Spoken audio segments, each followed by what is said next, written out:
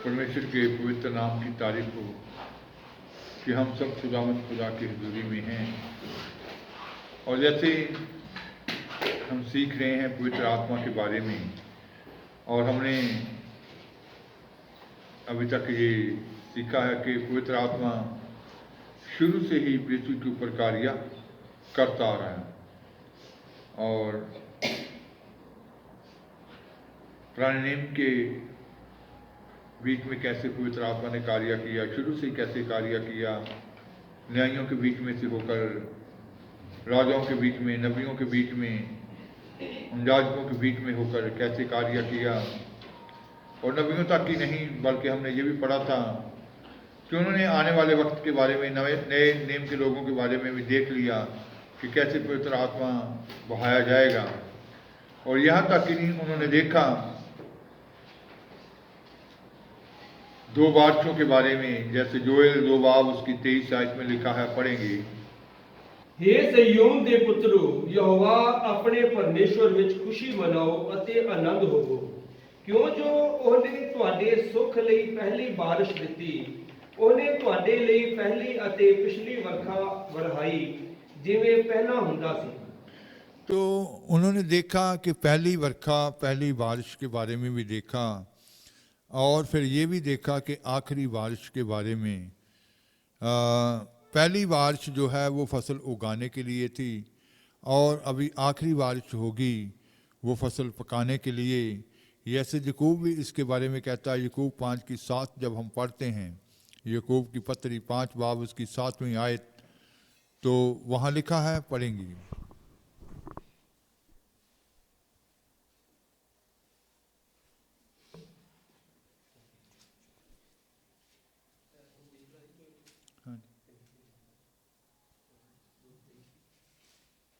Joel 2 बाब उसकी 23 आयत पढ़ा था हमने।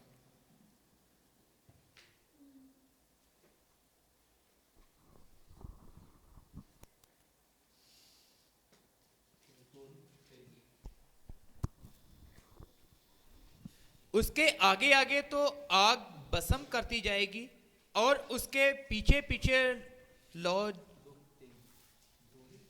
23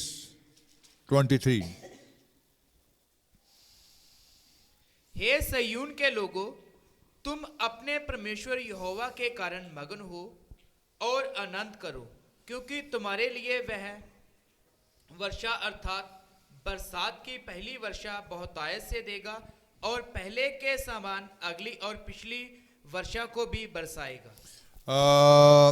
पहली और आखिरी बारिश, तो याकूब भी इस बारिश के बारे में कहते हैं, पढ़ेंगे 5:7। ਸੋ हे ਭਰਾਵੋ, ਪ੍ਰਭੂ ਦੇ ਆਉਣ ਤੀਕ ਧੀਰਜ ਕਰੋ। ਵੇਖੋ, ਕਰਸਾਨ ਧਰਤੀ ਦੇ ਉੱਤਮ ਫਲ ਦੀ ਉਡੀਕ ਕਰਦਾ ਹੈ ਅਤੇ ਉਹਦੇ ਲਈ ਧੀਰਜ ਕਰਦਾ ਹੈ, ਜਿੰਨਾ ਚਿਰ ਉਸ ਉੱਤੇ ਪਹਿਲੀ ਅਤੇ ਪਿਛਲੀ ਵਰਖਾ ਨਾ ਪਵੇ। इसलिए हे भाइयों, प्रभु के आगमन तक धीरज धरो। देखो, किसान पृथ्वी की बहुमूल्य फसल की आशा रखता हुआ प्रथम और अंतिम वर्षा होने तक धीरज धरता है। प्रथम और अंतिम वर्षा, पहली और आखिरी बारिश, तो ये उन लोगों ने, पुराने नियम के नबियों ने पहले से ही इस बात को देख लिया। तो यूहन्ना बपतिस्मा देने वाले ने इसको पवित्र आत्मा का बपतिस्मा का नाम दिया। जब हम मत्ती की इंजील 3 बाब उसकी 11 आयत पढ़ते हैं, तो वहाँ लिखा गया, पढ़ेंगे। ਮੈਂ ਤਾਂ ਤੁਹਾਨੂੰ ਤੋਬਾ ਦੇ ਲਈ ਪਾਣੀ ਦਾ ਬਪਤਿਸਮਾ ਦਿੰਦਾ ਹਾਂ, ਪਰ ਜਿਹੜਾ ਮੇਰੇ ਪਿੱਛੇ ਆਉਣ ਵਾਲਾ ਹੈ ਉਹ ਮੇਥੋਂ ਬਲਵੰਤ ਹੈ ਅਤੇ ਮੈਂ ਉਹਦੀ ਜੁੱਤੀ ਚੁੱਕਣ ਦੇ ਯੋਗ ਨਹੀਂ ਹਾਂ। ਉਹ ਤੁਹਾਨੂੰ ਪਵਿੱਤਰ ਆਤਮਾ ਅਤੇ ਅੱਗ ਨਾਲ ਬਪਤਿਸਮਾ ਦੇਊ।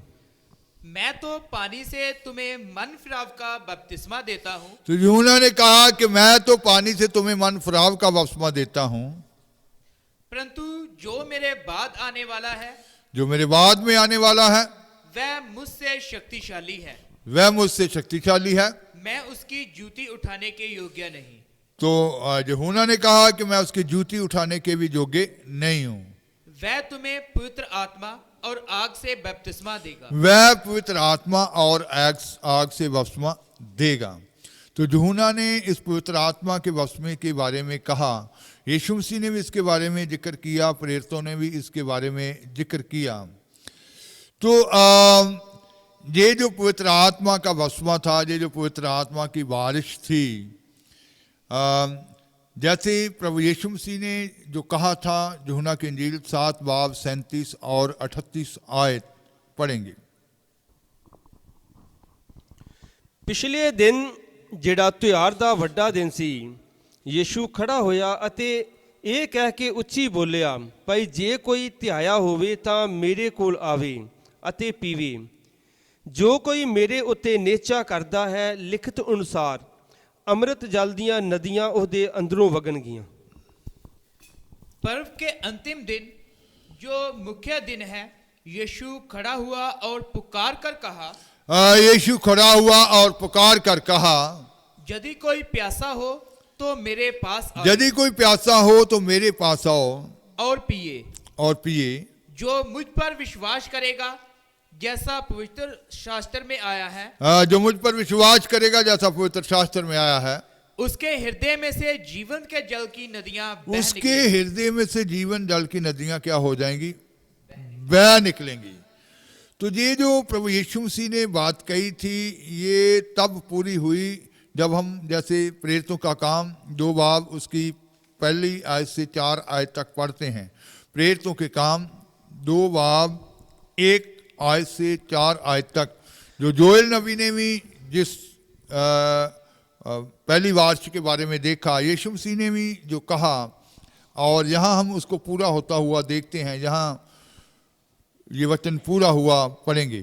ਜਾਂ ਪੈਂਤੀਕੁਸਤ ਦਾ ਦਿਨ ਆਇਆ, ਉਹ ਸਭ ਇੱਕ ਥਾਂ ਇਕੱਠੇ ਸਨ ਔਰ ਅਚਾਨਕ ਆਕਾਸ਼ ਤੋਂ ਇੱਕ ਗੂੰਜ ਆਈ, ਜਿਹੀ ਵੱਡੀ ਭਾਰੀ ਹਨੇਰੀ ਦੇ ਵਗਣ ਦੀ ਹੁੰਦੀ ਹੈ, ਅਤੇ ਉਸ ਨਾਲ ਸਾਰਾ ਘਰ ਜਿੱਥੇ ਉਹ ਬੈਠੇ ਸਨ ਭਰ ਗਿਆ। ਔਰ ਉਹਨਾਂ ਨੂੰ ਅੱਗ ਜਿਹੀਆਂ ਜੀਭਾਂ ਵੱਖਰੀਆਂ ਵੱਖਰੀਆਂ ਹੁੰਦੀਆਂ ਵਿਖਾਈ ਦਿੱਤੀਆਂ, ਅਤੇ ਉਹ ਉਹਨਾਂ ਵਿੱਚੋਂ ਹਰੇਕ ਉੱਤੇ ਠਹਿਰੀਆਂ। ਤਦ ਉਹ ਸਭੇ ਪਵਿੱਤਰ ਆਤਮਾ ਨਾਲ ਭਰ ਗਏ ਅਤੇ ਹੋਰ ਬੋਲੀਆਂ ਬੋਲਣ ਲੱਗ ਪਏ, ਜਿਵੇਂ ਆਤਮਾ ਨੇ ਉਹਨਾਂ ਨੂੰ ਬੋਲਣ ਦਿੱਤਾ। जब पेंतिकुस्त का दिन आया, तो 120 जनों की ये जो इकट्ठे थे, जो 120 की जमात, 120 लोग उधर इकट्ठे थे। तो 35 कोस के दिन क्या हुआ? जब 35 कोस का दिन आया तो वह सब एक जगह इकट्ठे थे। एकाएक आकाश से बड़ी आंधी की सी एकाएक आकाश से बड़ी आंधी की सी सनसनाहट का शब्द हुआ, और उससे सारा घर जहां वह बैठे थे गूंज गया, और उन्हें आग की सी जीभें फटती हुई दिखाई दी। फिर वो घर जहां वो बैठे थे कैसे नजर आया? ध्यान से सुना करो, फिर से पढ़ेंगे। एकाएक आकाश से बड़ी आंधी की सी सनसनाहट का शब्द हुआ, और उससे सारा घर जहां वह बैठे थे गूंज गया। सारा घर क्या हो गया? गूंज गया। और उन्हें आग की सी जीभें फटती फिर हुई उसके दिखाई बाद दी। उन्हें आग की सी जीभें फटती हुई नजर आई, और उनमें से हर एक पर आ ठहरी। उनमें से हर एक पर क्या हुई? आ ठहरी। वह सब पवित्र आत्मा से भर गए, वह सब पवित्र आत्मा से भर गए, और जिस प्रकार आत्मा ने उन्हें बोलने की सामर्थ्य दी, वह अन्य अन्य भाषा बोलने लगे। जिस प्रकार आत्मा ने उन्हें बोलने की समर्थ दी, वह अन्य अन्य भाषा क्या करने लगे? बोलने लगे। तो इसका मतलब है कि ये पहली बारिश जो थी उस वक्त हुई। इसके बारे में पतरस ने भी कहा, जब हम प्रेरितों के काम 2 बाब की 38-39 आयत पढ़ते हैं, 37-38 आयत, 37 और 38। ਜਾਂ ਉਹਨਾਂ ਨੇ ਇਹ ਸੁਣਿਆ ਤਾਂ ਉਹਨਾਂ ਦੇ ਦਿਲ ਸਿੱਧ ਗਏ, ਅਤੇ ਪਤਰਸ ਔਰ ਬਾਕੀ ਦੇ ਰਸੂਲਾਂ ਨੂੰ ਕਿਹਾ ਕਿ ਹੇ ਭਾਈਓ, ਅਸੀਂ ਕੀ ਕਰੀਏ? ਤਦ ਪਤਰਸ ਨੇ ਉਹਨਾਂ ਨੂੰ ਆਖਿਆ, ਤੋਬਾ ਕਰੋ ਅਤੇ ਤੁਹਾਡੇ ਵਿੱਚੋਂ ਹਰੇਕ ਆਪੋ ਆਪਣੇ ਪਾਪਾਂ ਦੀ ਮਾਫੀ ਦੇ ਲਈ ਯਿਸੂ ਮਸੀਹ ਦੇ ਨਾਮ ਉੱਤੇ ਬਪਤਿਸਮਾ ਲਵੇ, ਤਾਂ ਪਵਿੱਤਰ ਆਤਮਾ ਦਾ ਦਾਨ ਪਾਓਗੇ। तब सुनने वालों के हृदय सिद्ध गए, तब सुनने वालों के हृदय सिद्ध गए, और वह पतरस और शेष प्रेरितों से पूछने लगे, पतरस और बाकी प्रेरितों से पूछने लगे, हे भाइयों, हम क्या करें? हमें क्या करना चाहिए? पतरस ने उनसे कहा, मन फिराओ और तुम में से हर एक मन फिराओ, फिर उसके बाद बपतिस्मा लो, और तुम में से हर एक अपने अपने पापों की क्षमा के लिए यीशु मसीह के नाम से बपतिस्मा ले, तो तुम पवित्र आत्मा तो का तुम दान पाओगे। पवित्र आत्मा का दान पाओगे। तो इसका मतलब है कि जैसे जोएल ने देखा था कि अंत के दिनों में सारे शरीरों के ऊपर पवित्र आत्मा क्या किया जाएगा? बहाया जाएगा। तो आज ये जो पवित्र आत्मा है ये बहाया गया पेंतेकोस्त के दिन, पहली बार छुई। लेकिन पुराने नियम में जो लोग थे, उस वक्त चुने हुए जो लोग थे, जैसे राजा लोग, नबी और याजक लोग, उन्हीं के बीच में पवित्र आत्मा कार्य करता था। लेकिन अब उस पेंतेकोस्त के दिन के समय से अब तक हर एक शरीर के ऊपर पवित्र आत्मा क्या किया जाता है? बहाया जाता है। लेकिन जो पुराने नियम में उनके ऊपर जो पवित्र आत्मा कार्य करता था उसके बीच में, लेकिन अब जो है पवित्र आत्मा कार्य कर रहा है, इसके बीच में एक अंतर है। वो अंतर क्या है? पढ़ेंगे यूहन्ना की इंजील 14 बाब उसकी 17 आयत।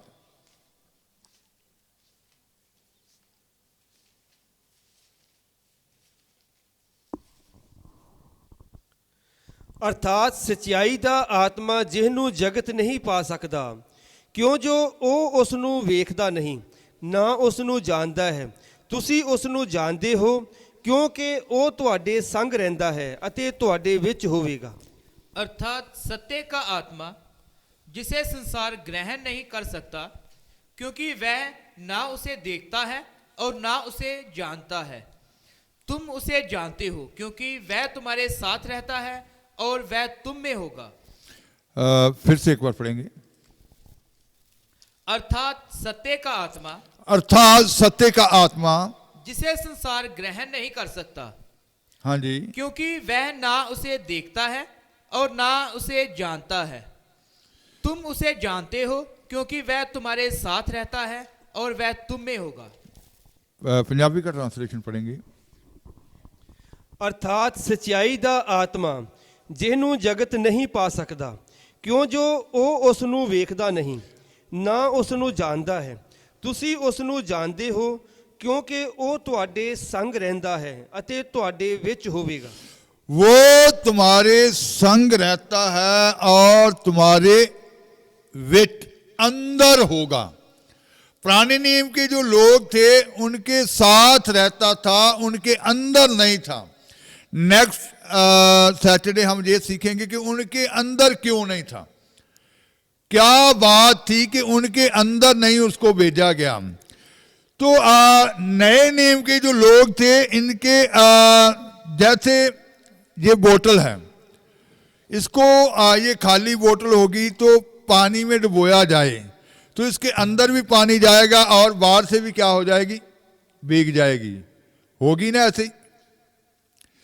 तो नए नियम के लोगों के बीच में यही एक अंतर था कि यीशु मसीह ने भी यूहन्ना ने कहा कि वो तुम्हें पवित्र आत्मा और आग से बपतिस्मा देगा, बीच में पूरा क्या कर देगा?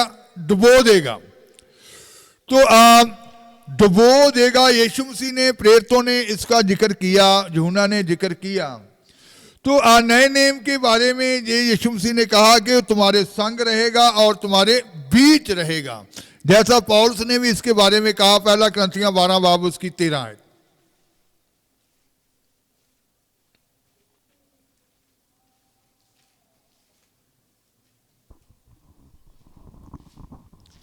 ਕਿਉਂ ਜੋ ਅਸਾਂ ਸਭਨਾਂ ਨੂੰ ਕੀ ਯਹੂਦੀ ਕੀ ਯੂਨਾਨੀ ਕੀ ਗੁਲਾਮ ਕੀ ਆਜ਼ਾਦ ਇੱਕ ਸਰੀਰ ਬਣਨ ਲਈ ਇੱਕੋ आत्मा नाल बपतिस्मा दिता तो गया। एक शरीर बनने के लिए, एक देह होने के लिए प्रेरितों ने जैसे कहा बपतिस्मा, पवित्र आत्मा का बपतिस्मा। तो एक शरीर होने के लिए कहता कि आत्मा का बपतिस्मा दिया गया। जैसे यूहन्ना ने कहा था कि वो तुम्हें किस बात से बपतिस्मा देगा? पवित्र आत्मा और आग से। तो यीशु मसीह ने भी जिक्र किया, इन प्रेरितों ने भी जिक्र किया कि आत्मा से उसने क्या दिया, बपतिस्मा दिया। एक शरीर बनने के लिए ही नहीं बल्कि, हाँ जी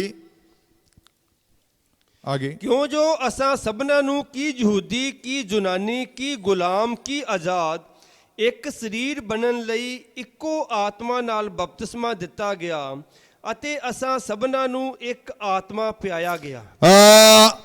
पियाया गया, हिंदी में पढ़ेंगे। क्योंकि हम सब ने, क्या यहूदी हो क्या यूनानी, क्या दास हो क्या स्वतंत्र, एक ही आत्मा के द्वारा एक देह होने के लिए बपतिस्मा लिया। एक ही आत्मा द्वारा एक देह होने के लिए बपतिस्मा लिया। पवित्र आत्मा के बीच में क्या कर दिया गया, डुबो दिया गया। फिर और हम सबको एक ही आत्मा पिलाया गया। फिर उसको पिलाया भी गया। एक ही क्या किया, एक ही आत्मा से क्या किया, पिलाया। इसका मतलब जो यीशु मसीह ने कहा था वो तुम्हारे संग होगा और तुम्हारे बीच भी होगा। तो पिलाया भी गया और डुबाया भी गया। तो वो संग भी बाहर से भी नजर आएगा और अंदर भी वो अपना कार्य करेगा। जब यीशु मसीह ने ये बात कही थी, यूहन्ना की इंजील 14 बाब उसकी 16 और 20 आयत पढ़ेंगे। यूहन्ना की इंजील 14 बाब उसकी 16 और 20 आयत।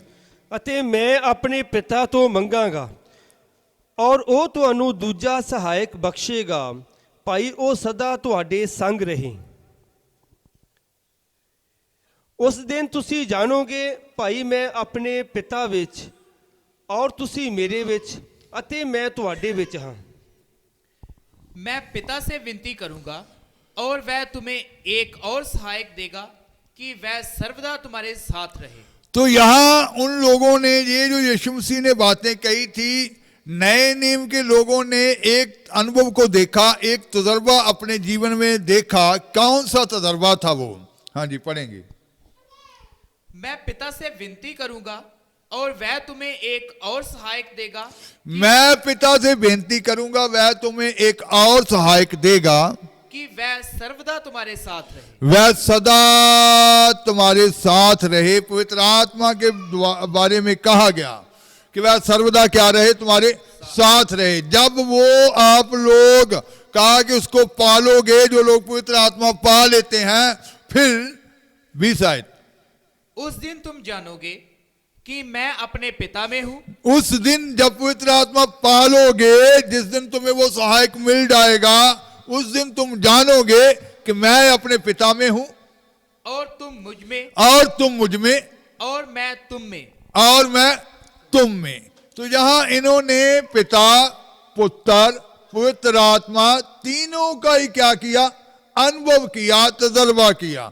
जो लोग कहते हैं कि पिता ही पुत्र बन के आ गया, पुत्र ही पवित्र आत्मा बन के आ गया, ये सारा कुछ क्या है, गलत है।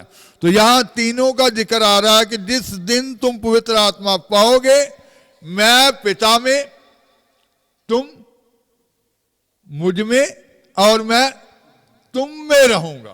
तो इसका मतलब कितने कितने कहा उसने, तीनों का जिक्र आया ना, पवित्र आत्मा का भी, पिता का भी, पुत्र का भी, कि जिस दिन तुम इसको पालोगे, वो सहायक जिस दिन आ जाएगा, वो सहायक तुम्हें मिलेगा।